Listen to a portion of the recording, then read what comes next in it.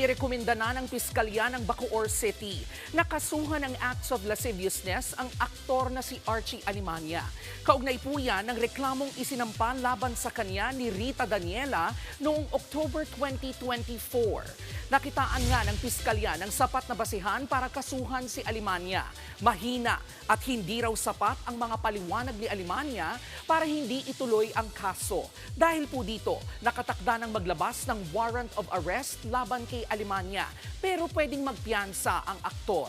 Nag-ugat ang reklamo sa isang Thanksgiving party noong Setyembre.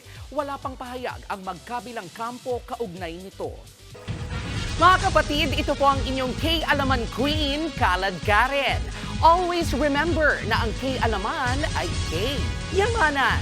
Kaya para sa latest showbiz news at dagdag impormasyon, mag-follow at mag-subscribe sa social media pages ng News 5. Okay?